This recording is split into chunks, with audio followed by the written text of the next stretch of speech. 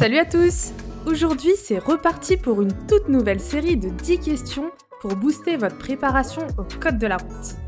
On va voir ensemble si vous êtes prêts à décrocher ce fameux code. Allez, c'est parti! Question 1. Lors d'une manœuvre en marche arrière et disposant d'une caméra de recul, tourner la tête est indispensable, réponse A. Non nécessaire, réponse B.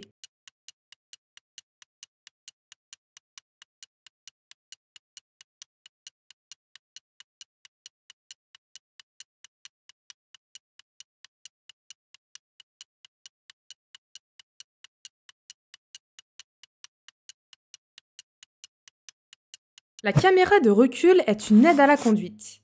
Même avec cette assistance, le conducteur doit tourner la tête et regarder les rétroviseurs pour s'assurer de la bonne réalisation de la manœuvre. Bonne réponse A. Question 2. En présence de neige sur ma voiture, déneiger uniquement le pare-brise est suffisant. Oui, réponse A. Non, réponse B.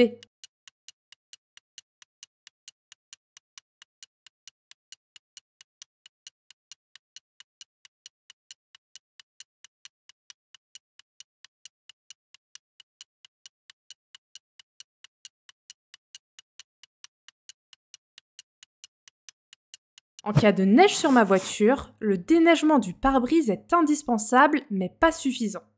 Je dois également retirer toute la neige pouvant entraîner des problèmes de visibilité, donc sur le toit, les rétroviseurs ou encore les vitres. Bonne réponse B. Question 3. En cas d'hémorragie, si la victime ne peut pas le faire par elle-même, je dois appuyer fermement sur l'endroit qui saigne. Oui, réponse A. Non, réponse B. Je dois éviter le contact avec le sang de la victime. Oui, réponse C. Non, réponse D.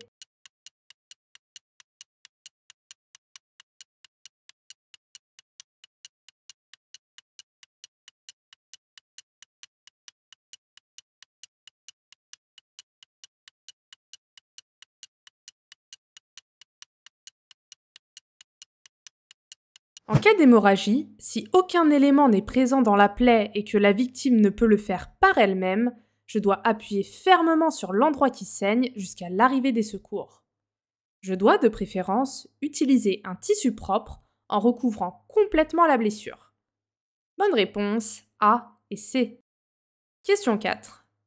Dans un tunnel, faire demi-tour est déconseillé, réponse A, interdit, réponse B, toléré, réponse C.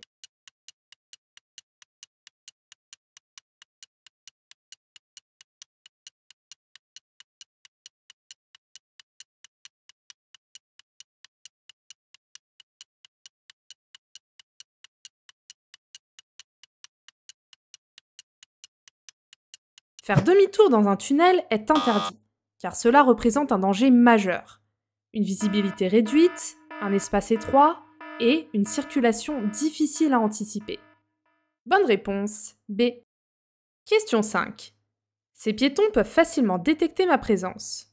Oui, réponse A. Non, réponse B.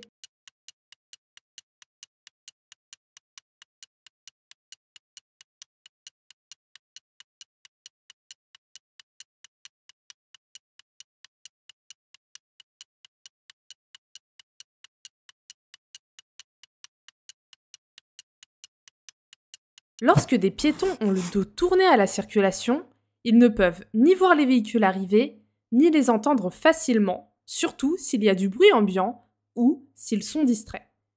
Il est donc faux de penser qu'ils détectent facilement ma présence. Je dois redoubler de prudence. Bonne réponse B. Question 6. Les motos, se déplaçant en interfile entre des véhicules à l'arrêt, doivent circuler à 20 km/h maximum, réponse A, 30 km/h maximum, réponse B, 50 km/h maximum, réponse C.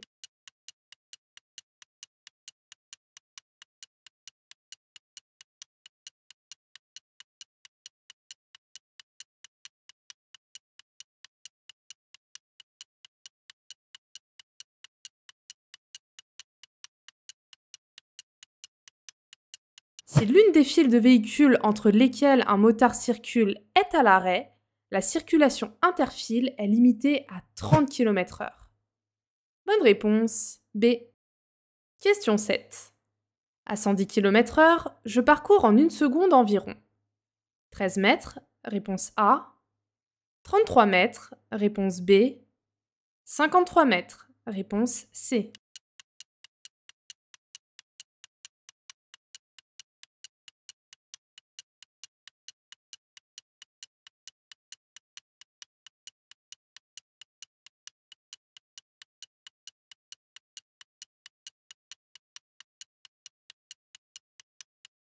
Pour connaître la distance parcourue en 1 seconde par mon véhicule, je peux multiplier par 3 le chiffre des dizaines de la vitesse. À 110 km/h, je parcours donc 11 fois 3 égale à 33 mètres en 1 seconde. Bonne réponse, B. Question 8. Pour économiser du carburant dans une longue descente, je me mets au point mort. Oui, réponse A. Non, réponse B. J'utilise mon frein moteur. Oui, réponse C. Non, réponse D.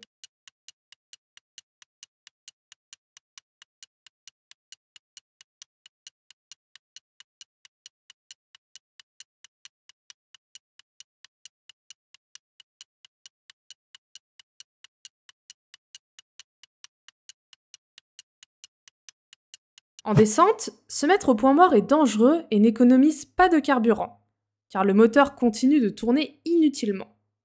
Au contraire, en gardant une vitesse enclenchée, le frein moteur agit, permettant aussi de mieux contrôler le véhicule sans sursolliciter les freins.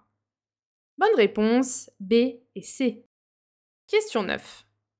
Dans cette situation, l'usager qui bénéficie de la priorité de passage est la voiture, réponse A, le cycliste, réponse B.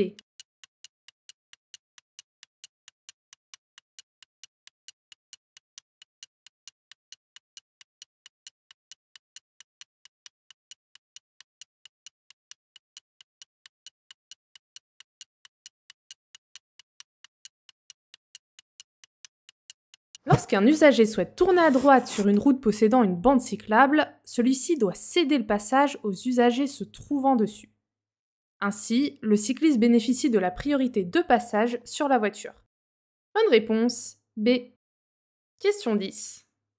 En agglomération, 2 tiers des tués sont des usagers vulnérables. Oui, réponse A.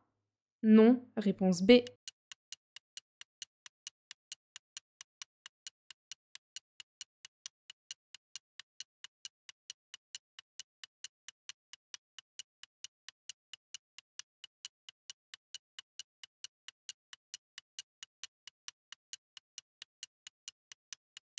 En agglomération, les usagers vulnérables comme les piétons, les cyclistes ou les motards représentent près de 2 tiers des tués. Leur fragilité face aux véhicules motorisés explique ce chiffre élevé. Il est donc essentiel de redoubler de vigilance en ville, notamment près des passages piétons, des écoles ou des pistes cyclables. Bonne réponse, A.